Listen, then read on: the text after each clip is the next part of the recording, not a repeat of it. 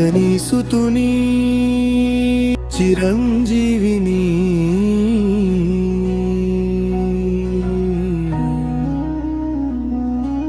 కీర్తింపమనం ఎంతడన్యులమో గదా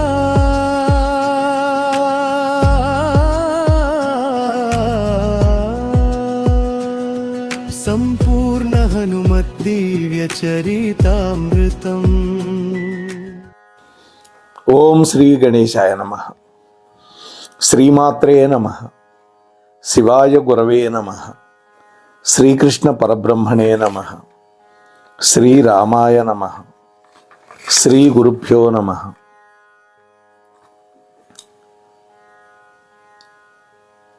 ఆపదాం అపహర్తారం దాతారం సర్వసంపదాం లోకాభిరామం శ్రీరామం భూయో భూయో నమామ్యహం. ఆంజనేయమతిపాటలాననం కాంచనాద్రికమనీయ విగ్రహం పారిజాతతరుమూలవాసినం భావయామి పవమాననందనం.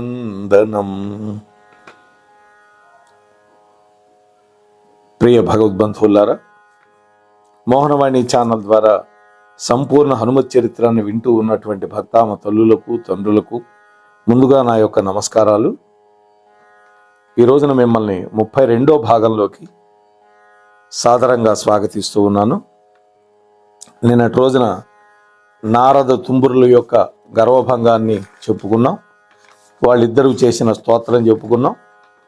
ఆ తర్వాత కృష్ణార్జునులు లవణ సముద్ర తీరంలో విహారం చేస్తూ ఉన్నప్పుడు అర్జునుడిలో కలిగినటువంటి అహంకారాన్ని అణచాలి అని ఆంజనేయ స్వామిని పిలిపించటం, అర్జునుడు తన బాణాలతోటి వారధి నిర్మించటం, హనుమంతుడు దాన్ని ఒకే ఒక్క దెబ్బకి ముక్కలు చేయటం, రెండవ అవకాశంగా మళ్ళీ పార్థుడు నిర్మిస్తే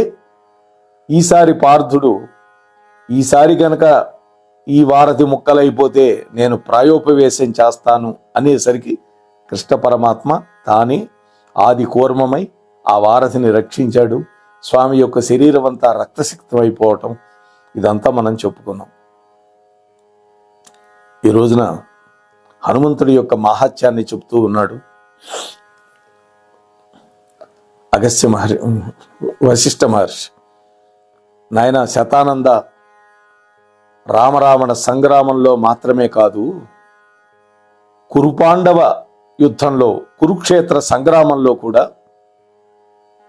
హరిభక్తితో పార్థుడి యొక్క ధ్వజాన్ని అధిరోహించి తన యొక్క ఉగ్ర రూపంతో, ఉగ్ర తేజస్సుతో గొప్ప సింహనాదం చేస్తూ హుంకారాలతో ఆర్భాటంగా శత్రు సైన్యాన్ని సగం చంపించినటువంటి వాడు హనుమంతుడు.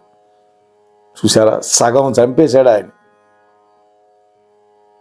చివరికి కృష్ణ పరమాత్మని అడిగాడు అర్జునుడు, బావా, నాకంటే ముందే ఒక వీరుడు శూలంతో కొంతమందిని పొడుస్తూ ఉన్నాడు, నా బాణం ఆ తర్వాత తగులుతోంది వెళ్ళి వాళ్ళకి, ఎవరా మహానుభావుడు అని అడిగాడు.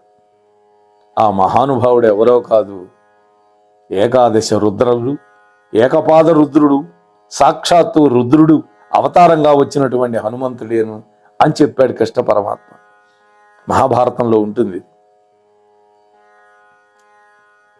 చచ్చిన వాళ్ళని చంపినవాడు అర్జునుడు, అంతే కదా. మరి ఆల్రెడీ ఆయన శూలంతో ఒక పోటు పొడుస్తున్నాడు, వాళ్ళు చూస్తున్నారు. ఆ తర్వాత అర్జునుడు బాణాలు తగులుతున్నాయి. అలా కాకపోతే భీష్మ ద్రోణ కర్ణాది వీరులను ఎదుర్కోవటం సాధ్యమవుతుందా? హనుమంతుడు అర్జునుడి యొక్క ధ్వజం మీద ఉండటం వల్ల ఆ ధైర్యంతోనే కృష్ణుడు అర్జునుడితోటి యుద్ధరంగంలో భగవద్గీత బోధిస్తే ఆ భగవద్గీతను విన్నటువంటి వాడు హనుమంతుడు. అర్జునుడితో పాటు ముగ్గురికి మాత్రమే తెలుసు. ముగ్గురు విన్నారు కృష్ణుడు చెబుతూ ఉంటే. ఒకడు అర్జునుడు ప్రత్యక్షంగా, 2 ధ్వజం మీద ఉన్నటువంటి హనుమంతుల వారు, 3 వ్యాసుడి యొక్క వరంతో విన్నటువంటి సంజయుడు. ఇంకెవరికి తెలియదు. ఇది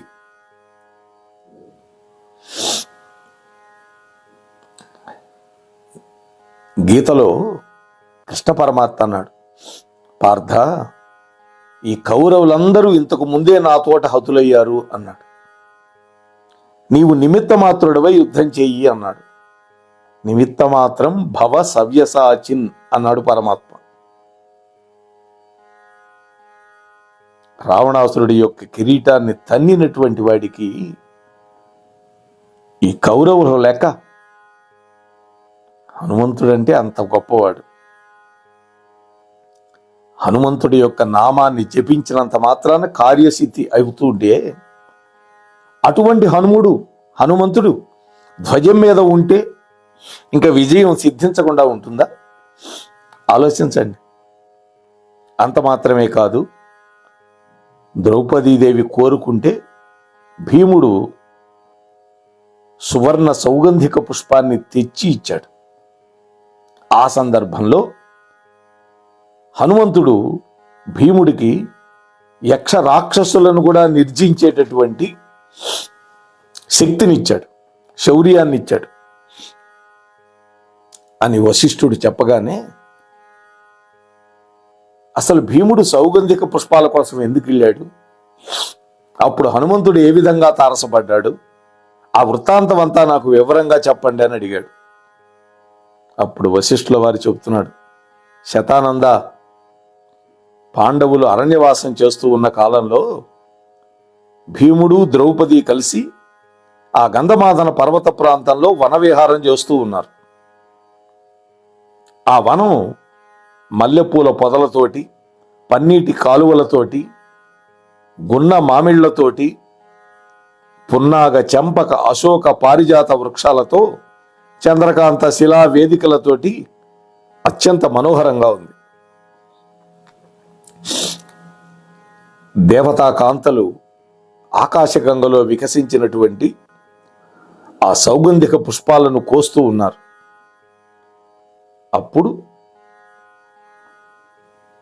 వనలక్ష్మి పాంచాలీదేవి స్నేహం కోసం చెయ్యి చాస్తున్నదా అన్నట్లుగా గాలివాలుకి ఒక సౌగంధిక పుష్పం, 1000 రేకులతో ఉండే పుష్పం, అద్భుతమైన సుగంధభరితమైనటువంటి పుష్పం వాళ్ళు ఉన్న చోటుకు వచ్చి పడింది. ఆ పుష్పాన్ని చేతితో గ్రహించి దాని యొక్క దివ్య పరిమళానికి ఆశ్చర్యపడి, ఆహా, ఈ రేకుల సౌకుమార్యం, వీటి రంగు, వాసన, వీటి యొక్క పుప్పొడి ఎంత అద్భుతంగా ఉన్నాయి అని అనేక సార్లు మెచ్చుకుంది పాంచాలి. ఇటువంటి పుష్పాలు గనక మీ అన్న ధర్మనందనుడి యొక్క పూజ గనక సమర్పిస్తే ఆయన మరింత సంతోషపడతాడు అనేసరికి భార్య కోరింది, అన్నయ్య అంటే అంత ఇష్టం ఆయనకి. వెంటనే భీమసేనుడు ఇలాంటి పుష్పాలు ఎక్కడున్నాయో వెతికి తెస్తాను అని గద, ధనుసు, బాణాలు ధరించి బయలుదేరాడు. అలా నడుచుకుంటూ ముందుకు వెళ్ళాడు భీముడు. దారిలో పూసినటువంటి చెట్ల పూలు, అలాగే సురపొన్నలు, నిలువెల్లా పూచినటువంటి కొన్ని పొదలు, గలగల ప్రవహించే కొన్ని సెలయేళ్లు, కొబ్బరి చెట్ల తోపులు, అప్సరకాంతలు క్రీడించేటటువంటి పాలరాయి అరుగులు, ఇవన్నీ దాటుకుంటూ బంగారపు కదళీవనాన్ని చేరుకున్నాడు. ఆ గంధమాతన పర్వతంలో మన స్వామి ఉండేటటువంటి వనం. ఆ వనం కన్నుల పండుగగా ఉంది, మానుష సంచారం లేదు. ఆ వనం దగ్గరలో ఎవరైనా మానవులు ఉన్నారేమోనని, కనీసం నాకు జవాబు చెబుతారు అనేటువంటి ఆశతోటి సింహనాదం చేశాడు. ఒక పొలికేక పెట్టాడు. అక్కడ యోగ సంగతిలో ఉన్నటువంటి హనుమంతుడు ఆ ధ్వని విన్నాడు. ఆ కంఠధ్వని పోల్చుకున్నాడు. వాయుపుత్రుడైనటువంటి తన సోదరుడైనటువంటి భీముడుగా గుర్తించాడు. బలపరీక్ష చేయాలనుకున్నాడు. తాను కూడా సింహనాదం చేశాడు. ఆశ్చర్యపోయాడు. తన సింహనాదాన్ని మించిన నాదం అది. వెంటనే హనుమంతుడు తోకను పెంచి భీముడు వచ్చే దారికి అడ్డంగా పెట్టాడు. తాను ఒక ముసలి కోతు రూపం ధరించాడు. ముడతల పడ్డ శరీరం, ఆజానుబాహు అయినటువంటి దీర్ఘ దేహం ధరించాడు. సాలవృక్షంలాగా దారికి అడ్డంగా తోకని పెంచి యోగ నిద్రలో ఉన్నట్టుగా పడుకుని ఉన్న హనుమంతుడిని చూశాడు భీముడు. లేపాలనే ఉద్దేశంతో శబ్దం చేశాడు. అప్పుడే మేలుకున్నటువంటి వాడిలాగా కళ్ళు మెల్లగా తెరిచాడు మారుతి. భీముడితో అన్నాడు, హనుమంతుడు అంటున్నాడు, నాయన, వృద్ధాప్యంతో రోగంతో బాధపడుతూ ఈ విధంగా నిద్రపోతున్నటువంటి వాడికి నిద్రాభంగం చేయటం న్యాయంగా ఉందా నీకు అన్నాడు. నేను కోతిని, నువ్వా మనిషివి. కార్యాకార్య వివేకం కలిగినటువంటి నీవు ఇలా చేయొచ్చా? నీకు భూతదయ లేదా? నీ దుశ్చర్య వృద్ధుడైనటువంటి నా మనస్సుని చాలా క్షోభ పెట్టింది, నీకు తెలుసా? మానవులకు అగోచరమైనటువంటి వనం ఇది. ఎవ్వరూ ఇక్కడికి రాలేరు.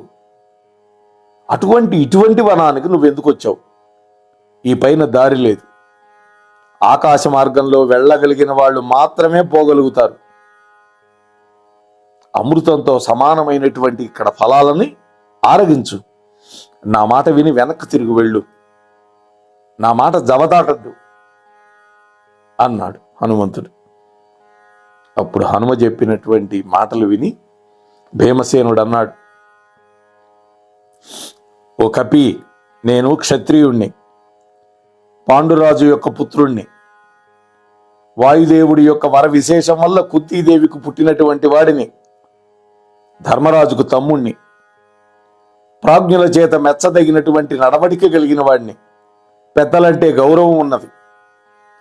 ఒక పని మీద వెళుతున్నాను, నాకు దారివ్వు.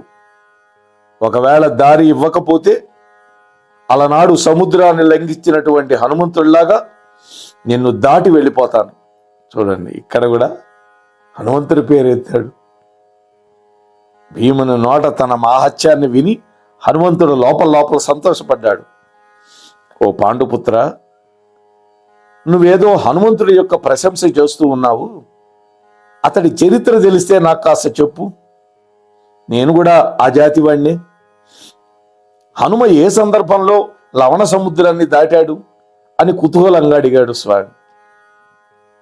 భీముడు తాను అధ్యయనం చేసినటువంటి రామాయణ గాథలోని హనుమంతుడి యొక్క వృత్తాంతాన్ని చెప్పాడు. చెప్పి, నేను కూడా ఆ వాయుదేవుడి యొక్క వరప్రసాదుణ్ణే, హనుమంతటి వాడిని. నా సాహసం చూస్తావా అన్నాడు కొంచెం అహంకారంతో. అంతరంగంలో ఆనందించాడు హనుమ. నాయనా, నేను వృద్ధుణ్ణి, లేవలేను, ఇలా పడి ఉన్నాను. నీవా తొందర పని మీద వెళుతున్నాను అన్నావు. ఆర్యులైనటువంటి వాళ్ళు తోక దాటి వెళ్ళరు. అందువల్ల నా తోకని ఒక పక్కకు పెట్టి నువ్వు నీ దారిన వెళ్ళు అన్నాడు. ఇదే ఆయన చెప్పింది. భీముడు అహంకారంతో ఆ కూర్చున్నటువంటి ఆ వృద్ధుడు హనుమంతుడని తెలుసుకోలేక ఎడమ చేతితో తోకని కదల్చటానికి ప్రయత్నించాడు. అది ఏమాత్రం కదల. ఇక ధనస్సు కింద పెట్టాడు, గద కింద పెట్టాడు, తన దట్టిని గట్టిగా మంధించాడు. తన బాహుబలమంతా ఉపయోగించి 2 చేతులతోటి ఆ తోకను ఎత్తడానికి ప్రయత్నించాడు. కదల్లా. సముద్రానికి చెలియల కట్టలాగా ఏమాత్రం చలనం లేకుండా ఉండిపోయింది తోక. ఆ తోక ఎవరో కాదు, సాక్షాత్తు పార్వతీమాత. పరమేశ్వరుడు రాముడి సేవ కోసం నేను వెళతాను అన్నప్పుడు అమ్మవారు కూడా అడిగింది, నేను రావద్దా అని. ఈ అవతారం బ్రహ్మచారి అవతారం, నీతో పని లేదన్నాడు. అట్టయితే మీరు వానరుడుగా వెళ్తానంటున్నారు కాబట్టి మీ తోక రూపంలో నేను వస్తానంది. చూసారా, ఇది ఆ తోకే అమ్మ. అందుకనే తోకతోటి అద్భుతాలు చేస్తాడు స్వామి. భీముడికి ఒళ్ళంతా చెమటలు పట్టింది, నీరసం వచ్చింది, ముఖం పాలిపోయింది, గుండె తల్లడిల్లిపోయింది, సృహ తప్పి పడిపోయాడు. కొంతసేపటికి తెలివి వచ్చి కళ్ళు విప్పి చూశాడు. జ్ఞానోదయం అయింది. భయభక్తులతోటి స్వామి యొక్క పాదాల మీద పడ్డాడు. స్వామి, హనుమా, మీ మహాత్యాన్ని తెలుసుకోలేక అజ్ఞానంతో అహంకారంతో ఏవేవో మాటలు అన్నాను, నన్ను క్షమించండి. నేను అతి సామాన్యుణ్ణి. మీరు ఈ కపి రూపంలో ఉన్న ఇంద్రుడో విష్ణువో ఈశ్వరుడో నాకు చెప్పండి అన్నాడు. అంటే ఇప్పటికీ హనుమ అని తెలుసుకోలేకపోయాడు. అందుకని వానరోత్తమ అని సంబోధించాడు అనుకోవాలి మనం. దానికి హనుమంతుడు చిరునవ్వు నవ్వి, నాయన, నేనేనయ్యా వాయుపుత్రుడినైనటువంటి హనుమంతుణ్ణి, నీకు సోదరుణ్ణి. లోకంలో సీతారాముల కథ ఎంతవరకు ఉంటుందో అంతవరకు నేనుంటాను. రాముడు నాకు చిరంజీవిత్వం ఇచ్చాడు. నా నివాసం ఈ గంధమాదన పర్వతం మీద ఉన్నటువంటి ఈ కదళీవనం అని చెప్పాడు. అప్పుడు భీముడు రెండు చేతులు జోడించి నమస్కరించి, ఓ అమిత ప్రతాప, నా పూర్వపుణ్య ఫలం వల్ల మీ యొక్క దివ్య దర్శన భాగ్యం నాకు లభించింది. నా పాపాలన్నీ నశించినాయి. నేను కృతార్థునయ్యాను. నాది ఒక్క విన్నపం. అలనాడు సముద్రాన్ని లంఘించినటువంటి మీ యొక్క దివ్య రూపాన్ని, మీ విశ్వరూపాన్ని ఒక్కసారి నాకు చూపించండి స్వామి అని అడిగాడు. దానికి సమాధానంగా స్వామి అన్నాడు, సోదరా, ఆ యుగం వేరు. అప్పటి రూపం ఇప్పుడు చూపడం అంటే కుదరదు. కాలభేదం కదా. త్రిమూర్తులు కూడా కాలానికి కట్టుబడ్డ వాళ్లే కదా అని అనగానే కాలస్వరూపం గురించి చెప్పండి అని అడిగాడు భీముడు. కాలంలో కాడు ఉంటుంది అన్నాడు. అంటే ఎవడైనా కాలానికి వశుడై మరణించి శ్మశానానికి వెళ్లాల్సిందే. ఇల్లు పట్టణం అవుతుంది. అలాగే కొన్నాళ్ళకి ఆ ఇల్లు కాడవుతుంది. మేలు గాని కీడు గాని రెండు కూడా కాలంలోనే కదులుతాయి. ఉదయకాలంలో ఉండేటటువంటి పద్మిని విభూతి రాత్రి సమయంలో ఉండదు కదా అన్నాడు. పద్మం పగలపూట వికసించుంటుంది, రాత్రి అయ్యేసరికి ముడుచుకుపోతుంది. నిశా సమయంలో ఉండేటటువంటి కలువల యొక్క వికాసం మధ్యాహ్న కాలంలో ఉండదు కదా నాయన. వర్షాకాల మేఘ గర్జనం శరత్కాలంలో వినిపిస్తుందా? పున్నమ నాటి వెన్నెల అమావాస్య రోజు కనిపించదు కదా. వసంత ఋతువు యొక్క శోభ శిశిర ఋతువుల్లో ఉంటుందా? దీనిని కాలాపేక్ష అంటారు. సర్వము కాలానికి అధీనమే. ఈ శరీరానికి బాల్యము, కౌమారము, యవ్వనము, వృద్ధాప్యం అనేటువంటి 4 వికృతులు ఉన్నాయి. కాలంలో వృద్ధాప్యం వచ్చిన తర్వాత వెనకటిలాగా శరీరపు కాంతి ఉండదు. ఒక్క రోజులోనే నీ చుట్టూ ఉండే ప్రకృతిలో వచ్చే మార్పులను చూడు. అలాంటప్పుడు యుగ ధర్మాలలో మార్పు ఉండదా నాయన? యుగాలు 4, యుగ ధర్మాలు కూడా వాటిని అనుసరించే ఉంటాయి. సోదర, కాలతత్వాన్ని గురించి చెబుతాను విను. కాలం ఆది అంతము లేనటువంటిది, అనంతమైనది. ఆ కాలం సర్వవ్యాపి. కాలం పరమాత్మ యొక్క స్వరూపం. అందుకనే భగవద్గీతలో కాలోస్మి లోకక్షయత్ కృత్ ప్రవృద్ధో అన్నాడు కదా భగవంతుడు, కృష్ణ పరమాత్మ. బలిష్టమైన కాలస్వరూపుణ్ణి నేనేను అని చెప్పాడు అర్జునుడికి. స్త్రీలింగ వచనం వల్ల దీనిని కాళి అంటారు. ఇది శక్తి స్వరూపం. ఈ తల్లి సమస్త భువనాలను నిత్యము పచనం చేస్తూ ఆరగిస్తూ ఉంటుంది. అంటే ఆ పచనం చేయడమే కాలము యొక్క స్వరూపం. ఈ తల్లి వల్ల అనేక అండాండ పిండాండ బ్రహ్మాండాలు అన్నీ కూడా సంహరింపబడుతూ ఉన్నాయి. ఆ సంహార శక్తికి ప్రతీకగా ఆమె కంఠంలో మనం మాలలు వేసి సంతోషపడుతూ ఉంటాం. సృష్టి యొక్క ఈ పరిణామ శక్తిని మనం నిత్యము సంగ్రామకారిణి అని పిలుస్తున్నాం. కాళికాదేవి యొక్క ఉపాసకులు సృష్టికి విభుత్వాన్ని ఆ స్త్రీమాత యందే, ఆ స్త్రీమూర్తి యందే ఆరోపించారు. ఈమె దశమహావిద్యల్లో మొట్టమొదటిది కాళికాదేవి. సృష్టికి కారణభూతుడైనటువంటి సత్పురుషుడు లేదా మహాకాలుడి యొక్క నిత్య తాండవ వైభవమే ఈ కాళికామాత. ఆ మహాకాలుడు లేదా సదాశివుడే భక్తులకి భోగ మోక్షప్రదుడై 25 సగుణమూర్తులుగా విలసిల్లుతూ సమస్త ప్రాణుల చేత పూజలు అందుకుంటూ ఉంటాడు. అందులో నృత్య విలాసి అయినటువంటి ఆ నటరాజమూర్తి యొక్క స్వరూపం కూడా ఒకటి అన్నాడు. ఆ 25 రూపాల్లో నటరాజస్వామి రూపం ఒకటి. అది తాండవమూర్తి. ఆ తాండవం ఆనంద, సంధ్య, కలిక, విజయ, ఊర్ధ్వ, ఉమా, సంహార అనేటువంటి నామాలతోటి 7 తాండవ మూర్తులుగా వ్యవహరింపబడుతుంది.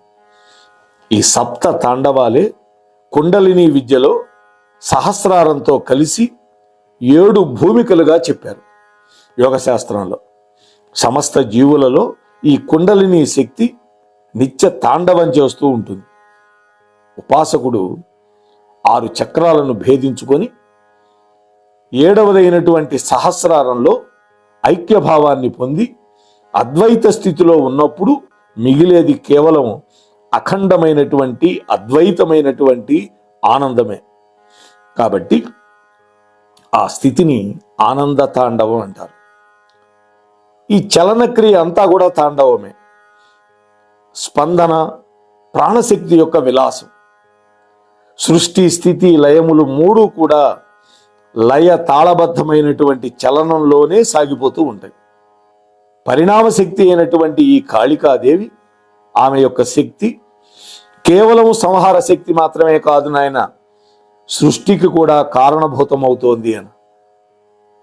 నేను సమస్త భువనముల యొక్క సృష్టిని ఆరంభించటానికి వాయువులాగా సర్వత్రా ప్రవహిస్తాను అనేటువంటి వేద మంత్రం వాయుదేవుడికి ప్రాధాన్యత ఇచ్చింది. ఈ విషయాన్నే చెబుతోంది. వాయువు కూడా అష్టమూర్తి తత్వాల్లో శివుడికి సంబంధించింది. సాహిత్యం దృష్ట్యా వీర శృంగారాల అపురూప దర్శనం ఇది. ఈ వైభవం వల్లనే సమస్త జగత్తుకి పరమకారణము పరమశివుడైపోయినాడు. ఆ పరమశివుడే సదాశివుడు, ఆయనే మహాదేవుడు. పరిణామకారిణి అయినటువంటి ఈ సమష్టి శక్తి అంటే ప్రకృతి శక్తి సర్వభూతములను ఆవేశించి ఉండడం వల్ల ఆ శక్తే వ్యష్టి శక్తిగా అంటే వికృతి శక్తిగా కూడా అవుతుంది. సూర్యుడి యొక్క కాంతి చంద్రుడి మీద పడి అది ప్రతిఫలించి వెన్నెల ఏ విధంగా అవుతుందో జగత్తుకు కూడా కారణభూతమైనటువంటి ఈ సమష్టి శక్తి అంటే పరిణామకారిణి అయినటువంటి ప్రకృతి శక్తి సమస్త ప్రాణికోటిని ఆశ్రయించి కుండలిని శక్తి అని పిలువబడుతుంది. ఆ శక్తిపురం అనబడేటటువంటి దేహంలో శ్రేష్టమైనటువంటి ప్రాణాన్ని ఆవేశించి క్రియాశక్తి అవుతుంది. ఆ క్రియాశక్తి వ్యక్తి యొక్క జ్ఞానేంద్రియ కర్మేంద్రియాలతో కూడుకున్నప్పుడు శ్రేష్టమైనటువంటి ప్రాణంగా అందరి చేత వ్యవహరింపబడుతుంది. ఆ శక్తిని ప్రాణాతీతమైనటువంటి పరమమైనదిగా భావించి సృష్టికి కారణభూతమైనటువంటి శక్తిగా ఉపాసించినప్పుడు స్వతంత్రమైనటువంటి చిత్ శక్తిగా శాస్త్రాల్లో చెప్పారు. ఆ చిత్ శక్తినే శ్రీ అంటారు. ఆ శ్రీ యొక్క సగుణోపాసకులే శ్రీ విద్యోపాసకులు అవుతారు. జీవుడి యొక్క ఉచ్ఛ్వాస నిశ్వాసాలు ప్రాణ తరంగాలే కానీ ప్రాణం మాత్రం కాదు. సముద్ర తరంగాలు శక్తి కాదు, శక్తి యొక్క విలాసం తరంగాలు. పోని వాయువు క్రియ ఈ రెండు ప్రాణం అవుతుందా అంటే అది కాదు. సంసారంలో జీవుల యొక్క ప్రాణశక్తి ఉచ్ఛ్వాస నిశ్వాసాల వల్ల క్షీణించిపోతూ ఉంటుంది.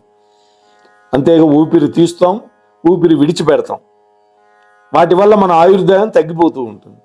కాబట్టి ఆత్మశక్తి వృద్ధి కావాలంటే ఎవడైనా సరే ఆ కాళికాదేవిని ఉపాసన చేయాలి. ఈ విద్య ఇహలోకంలో సమస్త భోగభాగ్యాలు ఇస్తుంది, మరణించిన తర్వాత మోక్షాన్ని ఇస్తుంది. ఓ భీమసేన, ఈ విద్యనే వేదం సంసర్గ విద్య అని పిలుస్తారు.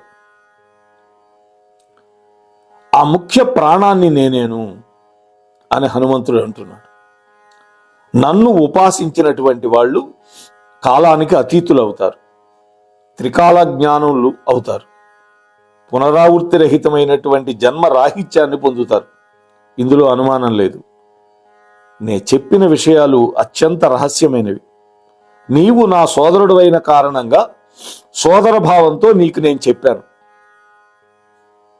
హనుమంతుడి యొక్క నోటి వెంట కాలతత్వాన్ని విన్నటువంటి భీముడు పరమానంద భరితుడై, అన్నా ఆంజనేయ, తత్వంలో పరమాత్మ స్వరూపులమై ఉండి కూడా దాన్ని అజ్ఞానం వల్ల తెలుసుకోలేక జీవభ్రాంతితో ఈ సంసారం అనేటువంటి సముద్రంలో కొట్టుమిట్టులాడుతున్నటువంటి మాబోటి వాళ్ళకి కాలతత్వాన్ని, ఆ పరమార్థాన్ని చెప్పి మహోపకారం చేశావు. చూస్తూ ఉంటే ఈ మానవుల యొక్క ప్రవర్తన వింతగా కనిపిస్తోంది. సుఖాలన్నీ కూడా తమ యొక్క ప్రయోజకత్వం అని అనుకుంటూ ఉంటారు. కష్టాలు వస్తే కారణం ఇతరులు అని భావిస్తారు.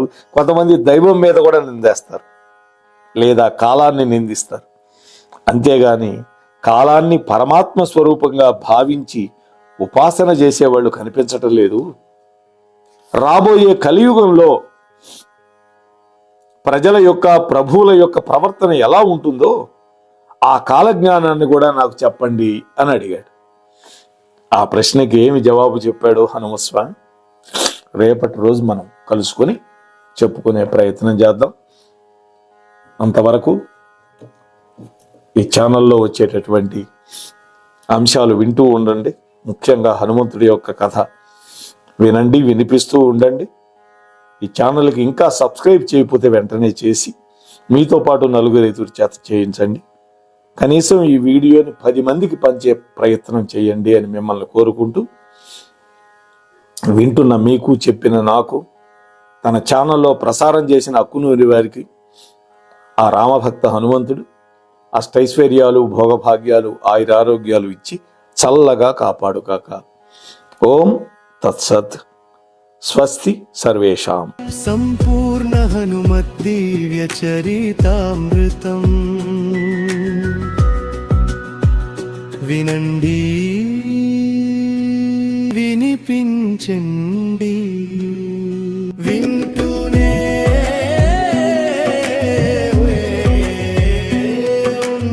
ఉండండి. మన మోహనవాణి కార్యక్రమాలు మీకు నచ్చినట్లయితే వెంటనే ఒక లైక్ చేయండి, అలాగే కామెంట్ చేయండి, ఎక్కువ మందికి షేర్ చేయండి. సబ్స్క్రైబ్ చేసుకోకపోతే వెంటనే మన ఛానల్కి ఇప్పుడే సబ్స్క్రైబ్ చేసుకోండి. ధన్యవాదాలు.